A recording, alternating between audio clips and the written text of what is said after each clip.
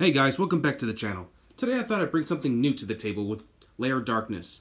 As y'all know, this is one of my favorite decks to experiment with. It's one of the most splashable decks ever. And, well, thanks to a fan of mine down in the comments, J33P Productions, this is a shout out to you, for coming up with the idea of what if I should run super polymerization. So I figured I should try something like that just to get the free Starving Venom Fusion Dragon.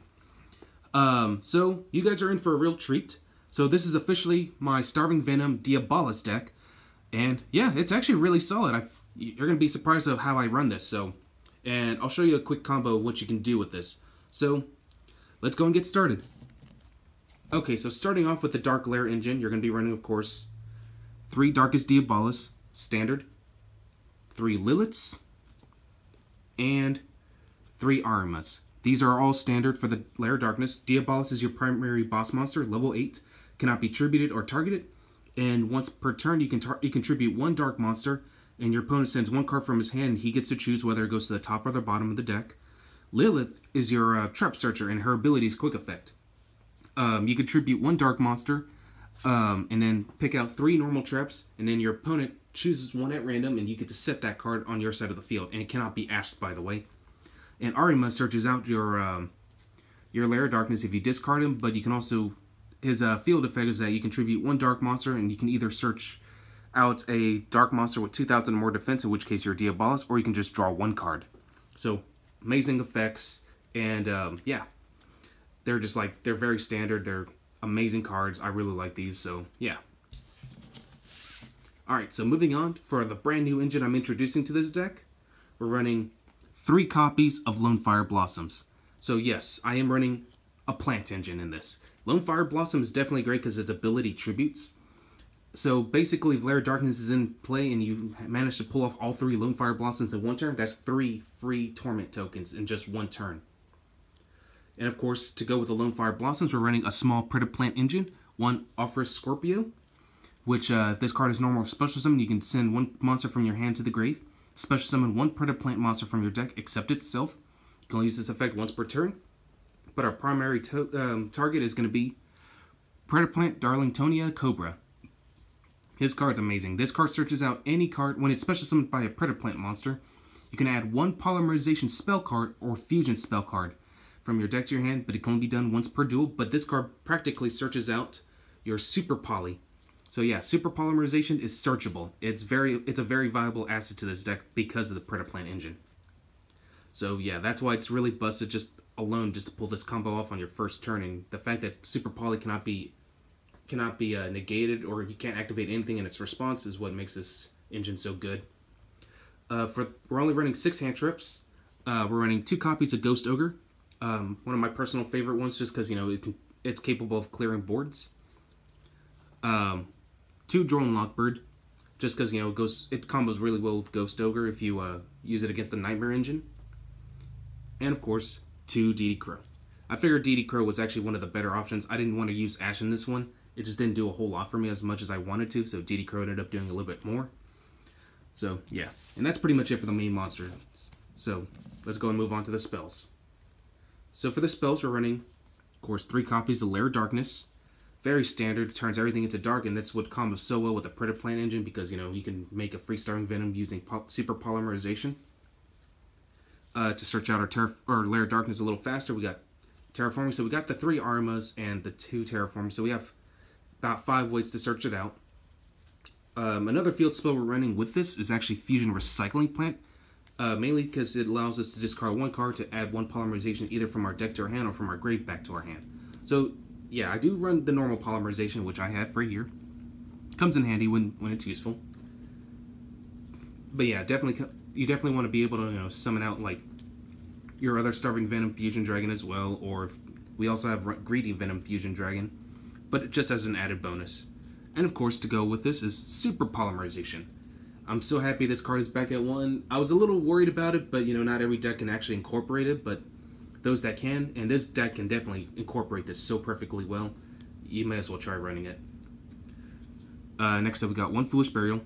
Just send out Diabolos. You definitely want to see one of them as quickly as you can. 1 Monster Gate. Definitely combos off well with Lair of Darkness because, you know, everything's dark. Tripping one of your opponent's monsters. And yeah. And finally, one Monster Reborn. And that's pretty much it for the main spells.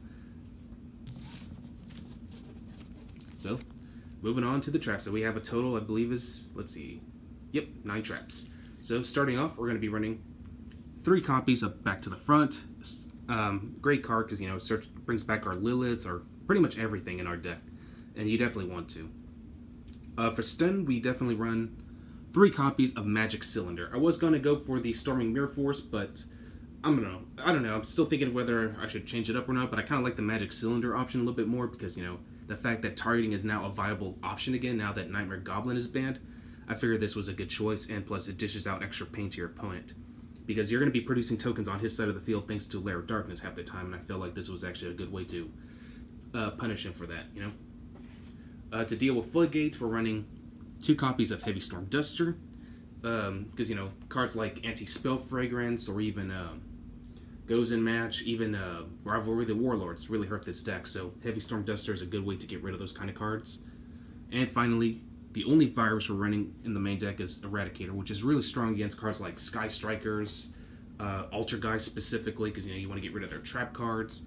And yeah, just a good way to, you know, just to deal with those kind of cards. Alright, and that's pretty much it for the whole main deck. That's 40 cards exact. Let's go and switch over to the extra deck. So, starting off, we're running 2 copies of Starving Venom Fusion Dragon. I'm actually only gonna bump it down to 1 because eventually I'm gonna get my hands on a Predaplant Chimera Fleecia. Yeah, because, you know, again, polymerization is definitely viable and it just requires 2 Predaplant monsters. Or something like that. Next up, we got Greedy Venom Fusion Dragon, which has an amazing ability.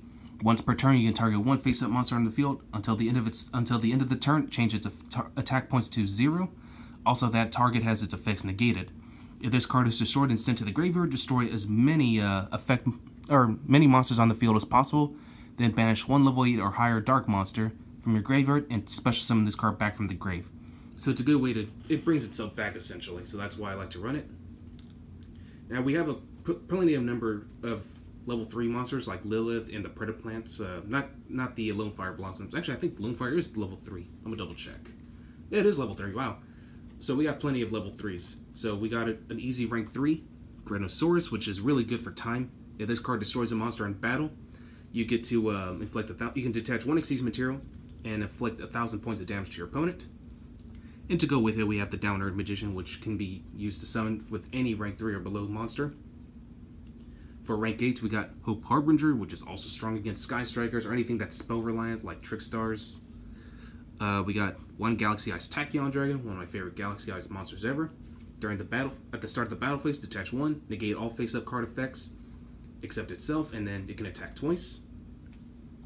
We got Sun Dragon, which attributes both from hand and field, and you can destroy any number of monsters equal to the number of cards you attributed. 1 Black Rose Dragon, because we still sight out Destrudo. Comes in handy when it needs to come in handy. So, yeah.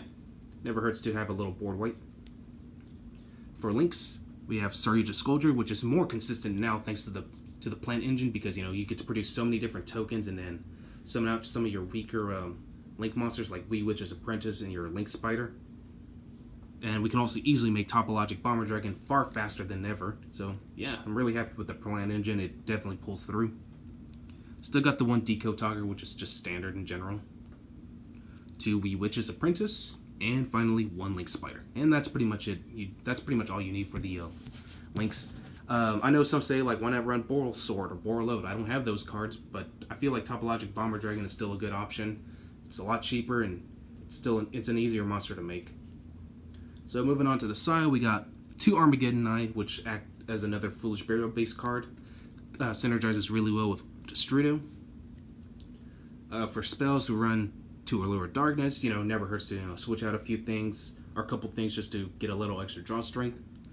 Or go with Enemy Controller. You know, take control of one of your opponent's monsters by tributing one of their monsters. So yeah. And for the remaining traps, for stun-based options, I decided to go with Bottomless Trap Hole, which, come on, everyone expects that one.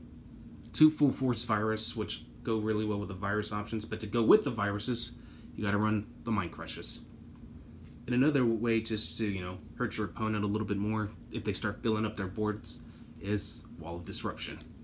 I feel like those are definitely great options, just because, Wall of Disruption, in fact, many of the meta decks today are just based on filling up their board, so Wall of Disruption just kind of like, if they have enough monsters, they have to potentially be able to permanently go down to 0 attack points. So that's pretty much where I want to go with this.